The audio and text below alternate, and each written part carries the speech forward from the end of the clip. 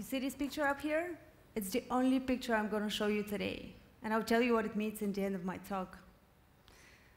So last month, I ran my first marathon. 42 kilometers, 195 meters. I ran it one step at a time, one leg in front of the other for 4 hours and 8 minutes. During this time, my mind moved so well together with my body, so in sync that they felt as if they were one. And when my body wanted to stop, my mind pushed it further and further until I crossed the finish line. My mind was certainly stronger than my body. Every single muscle in my body was hurting so much. But my mind was clear, and it was confident. And it was my mind that got my body to the finish line, not the other way around. It struck me then how much the body can achieve if the mind can believe it, both in running and in life. But wait, how did I convince my mind to believe it in the first place?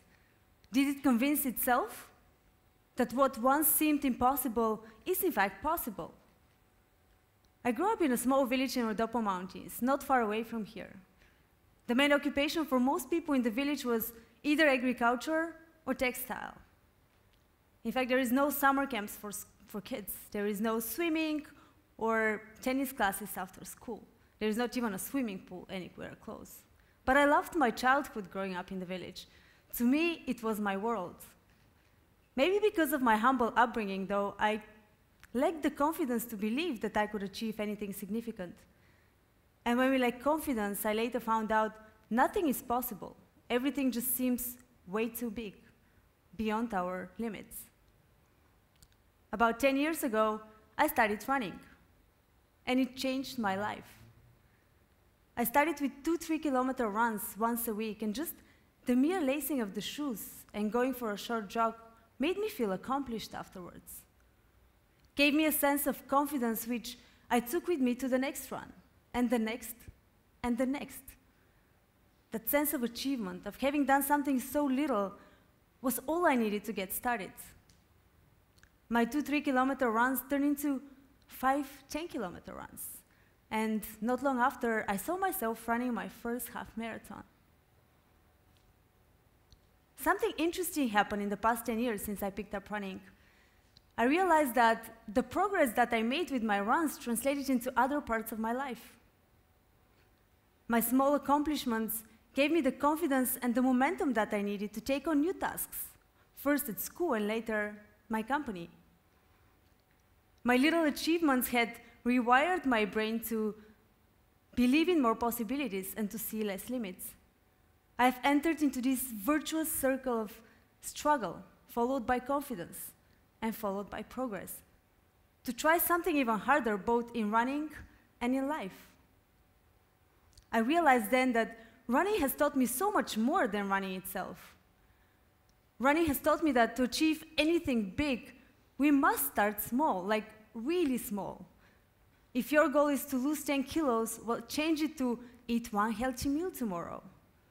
If it is to start a company, change it to write down the problem that I want to solve. And if it is to run a marathon, start by running or going through that one first kilometer. Those small steps are so important. They get us started. They teach us the skill of belief and hope. Believe in ourselves and hope for the future. At running, I literally started with one small jog once a week. At my company, it was delivering one successful project for one client. To achieve anything significant, we must take an action, but that action should not be grand, and we should stick to it. We should commit. Because progress is made one step at a time. A house is built one brick at a time, and anything big that we see is actually a series of small little achievements. Running also taught me perseverance. Finish what you begin. To prepare for that marathon, I had to go through a 4-month training program. During those 4 months, I ran 5 to 6 times a week, on average between 50 and 60 kilometers a week. No matter whether it was sunny, whether it was raining, whether it was snowing, no matter whether I had just landed from an overnight flight or just felt like sleeping an extra hour that morning.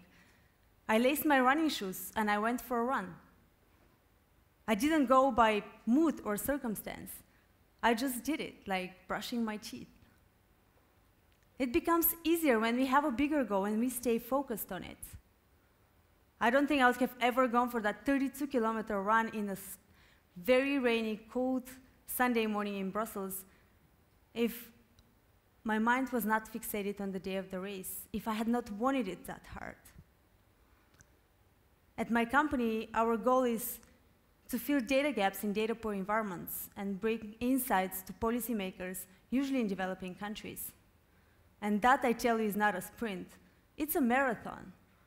And it takes a lot of perseverance and hard work that my team put into this to deliver data products in over 10 countries across 4 continents. Perseverance helps us build habits. And perseverance is what, in my opinion, our generation, mine and yours, does not practice enough of. At universities, we are taught we will be leaders, and we assume this will happen as soon as we are handed out our diplomas. But in reality, it takes a lot of time to become really good at something and achieve big and tangible results. We often think we can start a company and be successful entrepreneurs within a couple of months. In reality, it takes years for a startup founder to find a product market fit. And many just fail to stick, fail to commit. Because it gets tough, and anxiety can prevail for way too long. Marathon training, running, has taught me to just not give up when it gets tough. Because it does with anything we will ever do. We have to just keep moving our legs. And lastly, running has taught me that to truly conquer something, we must love it. We must love doing it. And how is that we know what we love? Well, we get out there and we try, and we fail, and we try again. It really is not an introspective discovery, sitting and thinking, what is it that I love? We gotta get out there and we have to try. I simply love running. My mind gets quiet when I run. I go in a moment of flow, of almost unconscious movement, which makes me feel lighter. It makes me feel happy. I love every second of my runs, even when it gets tough. In fact, let me tell you a secret. Running is my medicine against anxiety and depression.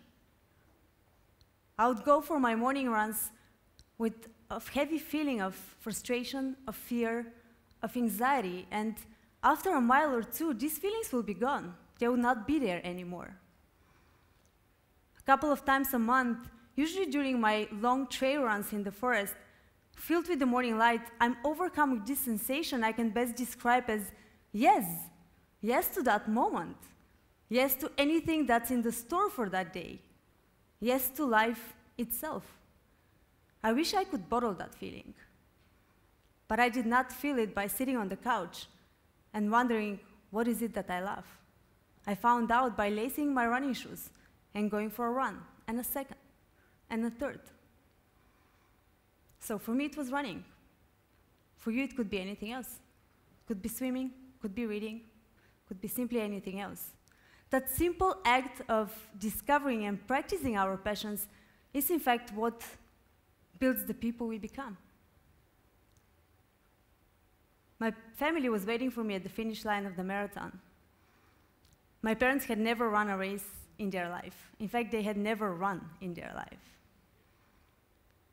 42 kilometers was the distance between our home village and the closest town. It was too long to be run, according to my father. He wanted to wait for me at the 30th kilometer because he thought I would never get to the 42nd. Their faces were full of surprise and admiration when they saw me crossing that finish line. And it was not only because they were proud and they were happy to see me finishing. It was because they saw the other finishers. Some of them were the age of my father or much older. Many of them did not really look that athletic, and they were from all races and backgrounds. For my parents, a marathon finisher is someone young and athletic, someone that does not resemble them in any possible way. Well, they were wrong. It was actually anyone who lays their running shoes every morning, anyone that loves running, and anyone that perseveres to that finish line. So yeah, it's the little steps, the little actions. It's the perseverance, and it's the love for the passion itself. That trained my brain to believe. Those got me to the finish line, and they're getting me through that marathon of life every single day. Thank you.